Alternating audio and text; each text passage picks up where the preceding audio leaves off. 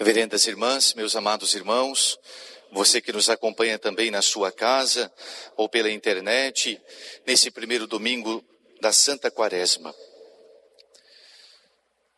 A Igreja Nossa Mãe, sábia, sabedora e também experiente por mais de 2000 anos, ela quer que nós nos preparemos bem para a Santa Páscoa, nesse tempo santo, esse tempo sagrado da Quaresma, com o início desse tempo, logo no início desse tempo, com o exemplo que Nosso Senhor nos dá ao vencer o seu inimigo, ao vencer o nosso inimigo, o demônio. A vida espiritual, nós temos que nos lembrar dessa realidade e dessa verdade. Mas antes de nós começarmos a meditar nessa passagem em que Nosso Senhor nos dá essas lições de como vencer o demônio, é interessante nós lembrarmos do salmo que nós acabamos de rezar, o Salmo 90, que aliás nós rezamos ele inteiro no Tractus desta Santa Missa.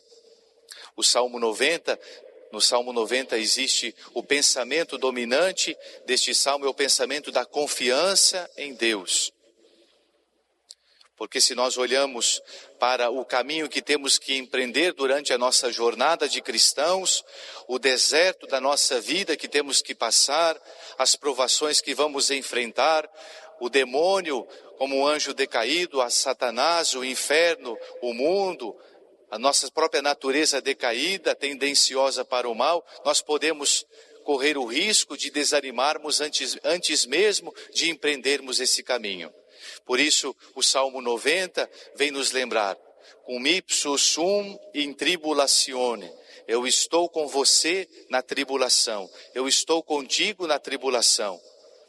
Nós temos que lembrar que Deus está no nosso lado e que se existe demônios, existem também anjos, que se existe provação, existe também consolação.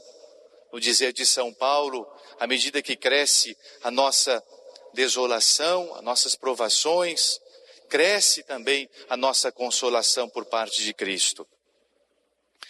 Me vem à memória aqui aquele pensamento do Eclesiástico, no capítulo 2, logo no início deste livro, no Antigo Testamento, que nos aconselha assim: meu filho, se entrares para o serviço de Deus, permanece firme na justiça e no temor, e prepara a tua alma para a provação. Humilha o teu coração, espera com paciência, dá ouvidos e acolhe as palavras de sabedoria. Não te perturbes no tempo da infelicidade. Sofre as demoras de Deus, dedica-te a Deus, espera com paciência, a fim de que no derradeiro momento da tua vida se enriqueça. Aceita tudo o que te acontecer. Na dor, permanece firme. Na humilhação, tem paciência, pois é pelo fogo que se experimentam o ouro e a prata, e os homens agradáveis a Deus, pelo cadinho da humilhação. Temos que nos lembrar que nós somos filhos também de Deus. O Filho de Deus, por natureza, Nosso Senhor, também foi tentado. Como diz São Paulo, Nosso Senhor quis em tudo se assemelhar a nós, até na tentação, menos no pecado.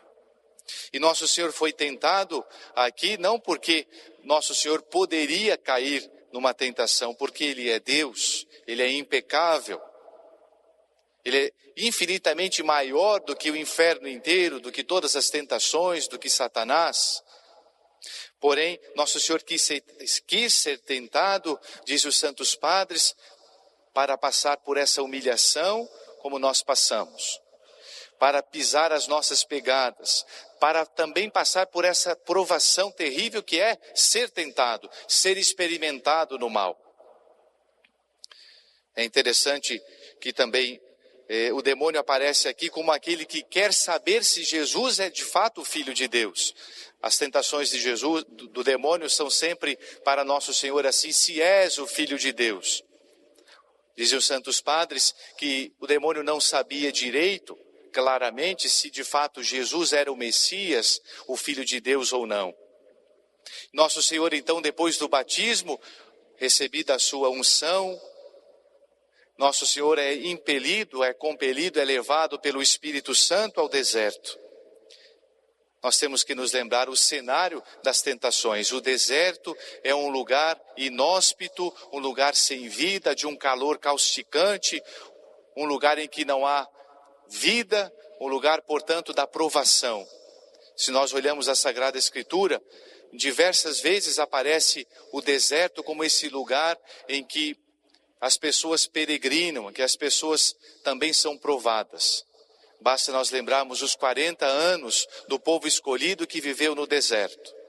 Saiu do Egito rumo à terra prometida, mas passou durante 40 anos pelo deserto. E ali esse lugar do deserto é o lugar, portanto, da provação, é o lugar das tentações, é o lugar em que o demônio se encontra, no dizer dos santos padres, é o lugar também do contato com Deus. Se por um lado existem as provações, mas por outro é no deserto em que a nossa fé se estabelece, se fortifica e que o cristão se torna mais maduro. O deserto nós podemos pensar que é a nossa vida. Depois o evangelista diz que depois de jejuar 40 dias e 40 noites, Nosso Senhor teve fome e aproximando-se então o tentador e disse-lhe. E aí começam as tentações. Segundo o Papa Bento XVI, fazendo eco a um outro evangelista que fala da tentação, ele fala que Jesus foi tentado durante os 40 dias, não só depois. E essas 3 tentações são as últimas tentações de Nosso Senhor. A primeira tentação que Jesus foi submetido é a tentação em que o demônio disse assim: se és o Filho de Deus, transforma estas pedras em pães. Nosso Senhor estava com fome. Nosso Senhor, de fato, ele tinha a sua natureza humana. Ele era Deus, mas também era homem. E o demônio, para prová-lo em algo de necessidade, o demônio então o provoca dizendo: se você é o Filho de Deus, então transforma essas pedras em pães. Sacia a tua fome.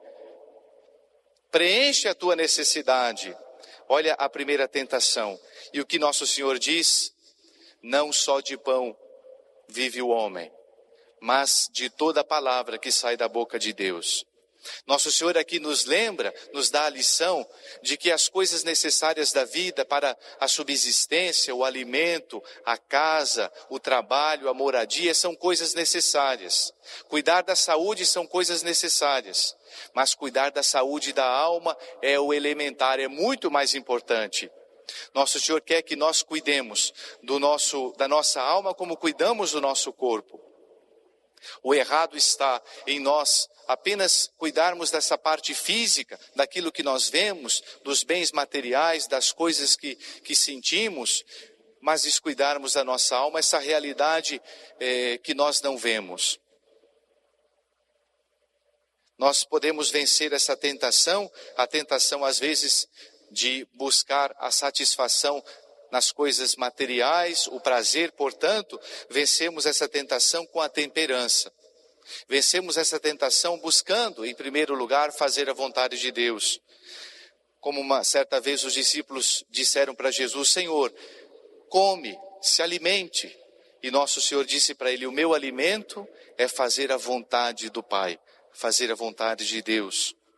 O nosso alimento, aquilo que nós devemos buscar em primeiríssimo plano, deve ser, antes mesmo de nos alimentarmos, alimentar a nossa alma. Nós fazemos isso pela oração. É o primeiro pilar da Quaresma. A Igreja Nossa Mãe nos convida a alimentar a nossa alma com o contato com Deus, com uma vida séria de oração. Nós temos que dobrar o nosso joelho para vencer o mal. Temos que nos lembrar desse primeiro critério para vencer Satanás. Me vem aqui à memória, uma vez os discípulos estavam pregando o evangelho, estavam evangelizando, e ali havia um homem possesso, uma pessoa possessa de Satanás, do demônio, e os discípulos, os apóstolos, não conseguiram expulsar o demônio daquele homem. Depois da missão, eles reclamaram com Jesus e perguntaram por que é que eles não conseguiram expulsar o demônio daquele homem. Qual foi a resposta de nosso Senhor? Esse tipo de demônio só se expulsa, só se vence com a oração e o jejum. Então, portanto, o primeiro critério para vencermos a Satanás é rezarmos. Isso é tão forte que diz a doutora da igreja, Santa Teresa d'Ávila, se nós não rezamos, se nós não nos dedicamos seriamente à oração, nós não precisamos nem de Satanás, nem do demônio para nos condenar. A segunda tentação em que o demônio submeteu nosso Senhor, ele transportou nosso Senhor no pináculo do templo, nesse lugar em que ali se encontrava a presença de Deus. É muita ousadia de Satanás, não é? No mais alto do templo, onde havia a presença máxima de Deus entre os israelitas, e ali nosso Senhor é submetido a essa pergunta, a essa questão. Está escrito no Salmo 90, veja como é que o demônio conhece as Escrituras. Ele enviará os seus anjos para que te protejam e que não te deixe tropeçar nem sequer numa pedra, como nós rezamos no Salmo 90. O demônio é conhecedor da Escritura, ele é um bom exegeta. Cuidemos com as pessoas que sabem de cor a Sagrada Escritura, como os protestantes, e que fazem e passam a conversa nos católicos. Não é critério de verdade saber de cor a Bíblia, porque o demônio sabe muito mais do que eu e do que você. Então é preciso sim fazer como nosso Senhor. E o que nosso Senhor disse? Também está escrito, não tentarás o Senhor teu Deus. O demônio, nosso Senhor, faz exatamente o contrário que o diabo quer.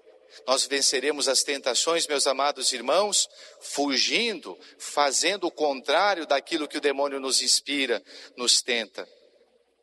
Portanto, a lição que nosso Senhor nos dá nessa segunda lição também pode ser a de não tentarmos a Deus.